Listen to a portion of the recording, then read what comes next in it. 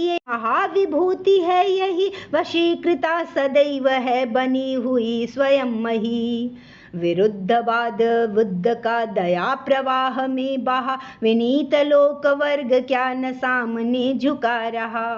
आहा, वही उदार है परोपकार जो करे, वही मनुष्य है कि जो मनुष्य के लिए मरे।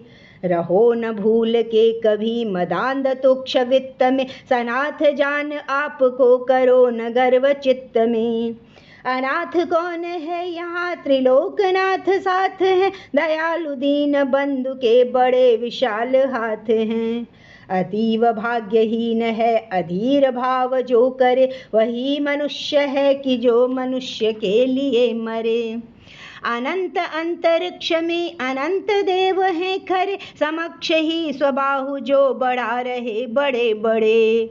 परस्परावलंब से उठो तथा बढ़ो सभी, अभी अमर्त्य अंक में अपंक हो चढ़ो सभी। रहो नयों की एक से न काम और का सरे, वही मनुष्य है कि जो मनुष्य के लिए मरे। मनुष्य मात्र बंधु है यही बड़ा विवेक है, पुराण पुरुष स्वयंभू पिता प्रसिद्ध एक है।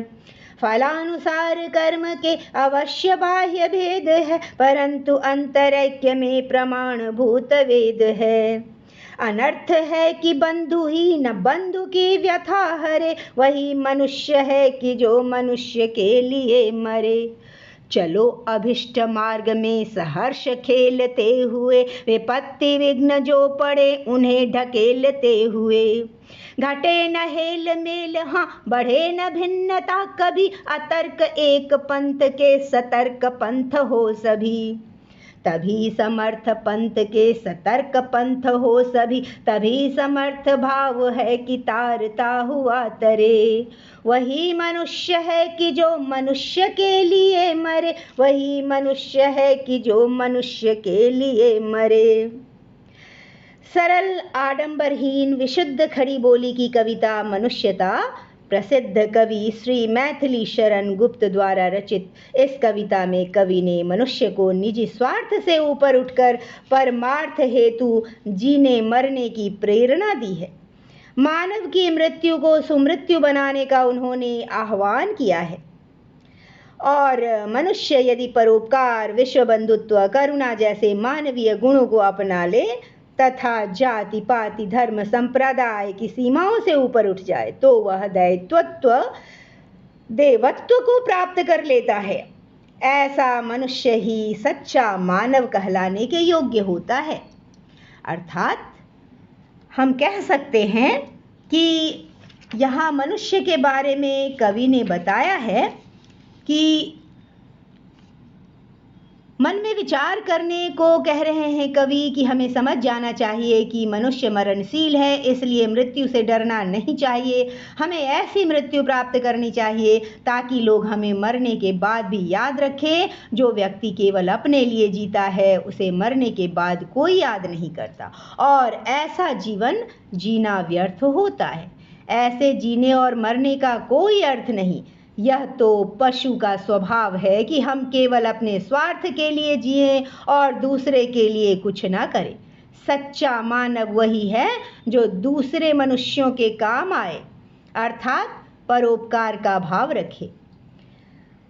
कवि अपने दूसरे अनुच्छेद में कहते हैं कि परोपकारी व्यक्ति के गुणों के विषय में बताते हुए वे कहते हैं कि परोपकारी मनुष्य उदार हृदय का होता है, और उसकी कथा का बखान तो स्वयं सरस्वती भी करती है। उसकी सहृदयता के प्रति धरती भी कृतज्ञता प्रकट करती है। उस व्यक्ति की कीर्ति सदा गूंजती रहती है और सारा संसार उसे पूजता है। ऐसा व्यक्ति संसार में अपनत्व के भाव को भरता है। सच्चा मानव वही है जो दूसरे मनुष्यों के काम आए, अर्थात परोपकार का भाव रखे। अपने अगले अनुच्छेद में कवि उसका अर्थ बताते हुए कहते हैं कि अनेक महापुरुषों के उदाहरणों द्वारा परोपकार का महत्व समझा जा सकता है। राजा रंतिदेव ने स्वयं भूखे रहकर भूख से व्याकुल होते हुए भी एक भूखे व्यक्ति को देखकर अपने हाथ में रखा भोजन का थाल उसे दान कर दिया था। दधीचि ऋषि ने वृत्तासुर का वध करने के लिए संहार करने हेतु अपनी अस्थियां दान में दे दी। उन्हें इच्छा मृत्यु का वरदान था, लेकिन जब वृत्तासुर दधीचि की हड्डियों से ही मरेगा ऐसा जान गए, तब उन्होंने स्वयं को दान कर दिया, स्वयं का दाह कर दिया। और इसी प्रकार गंधार देश के राजा उशीनगर ने कबूतर के प्राण बचाने के लिए अपने शरीर का मांस काट कर दे दिया था। इसी तरह दानवीर कर्ण ने भी अपने शरीर के चर्म, कर्ण, कुंडल और कवच भी दान में दे देते हैं। इस नाशवान शरीर के लिए अमर आत्मा को डरना नहीं चाहिए। सच्चा मानव वही है जो दूसरे मनुष्यों के काम आए, अर्थात परोपकार का भाव रखे। अपने अगले अनुच्छेद के अर्थ में कहते हैं कि किसी के काम आकर उसकी सहानुभूति प्राप्त करना ही सबसे बड़ी पूंजी है। यह धरती भी सदा उसके वश में रहती है। महात्मा बुद्ध के विचारों के विरोधी भी उनके दया और करुणामय स्वभाव के आगे नतमस्तक हो गए। फलदार वृक्ष और संत महात्मा सदा अपनी विनम्रता से लोगों का उद्धार करते हैं। कवि के अनुसार सहृदय वही है जो परोपकार का भाव रखता है। सच्चा मानव वही है जो दूसरे मनुष्यों के काम आए, अर्थात परोपकार का भाव रखे।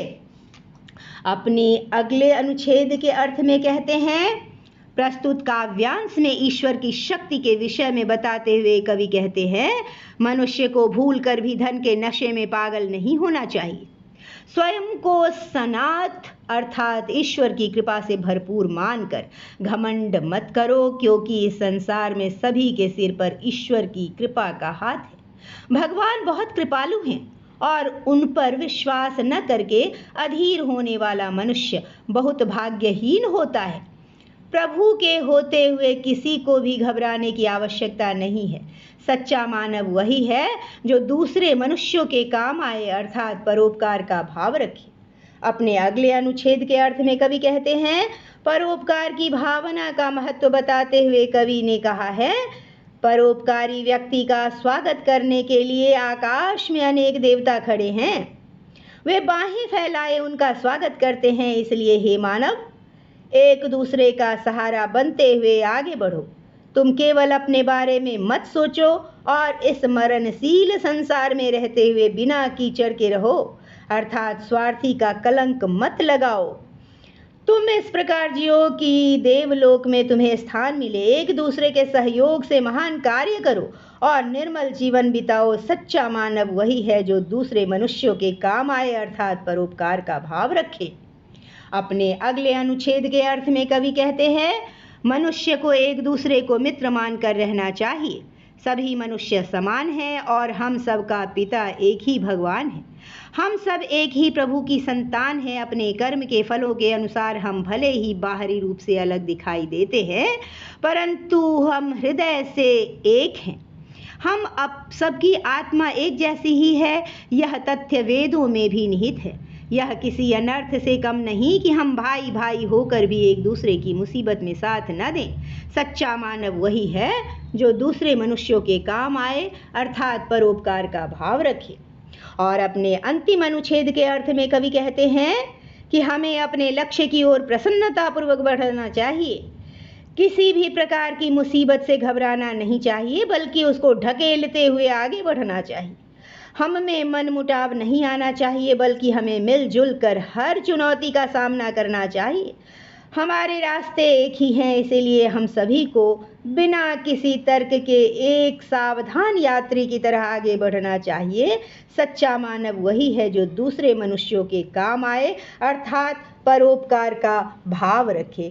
तो मित्रों, इस प्रकार हमने देखा कि मनुष्यता कविता में कवि का भाव क्या है, कवि ने किन किन लोगों की बातें की है और हमें क्या सिखलाना चाहता है। उम्मीद करती हूँ कि इस पाठ के भाव सहित व्याख्या से आपको बहुत कुछ सीखने को मिला होगा। इस वीडियो में मैं आप सभी के लिए प्रश्नोत्तर कार्य हल करके लाऊंगी। उम्मीद करती हूँ कि आप उससे भी बहुत लाभान्वित होंगे। तो बच्चों, उसे भी अवश्य देखिएगा, अभ्यास कार्य मनुष्यता पाठ का। धन्यवाद।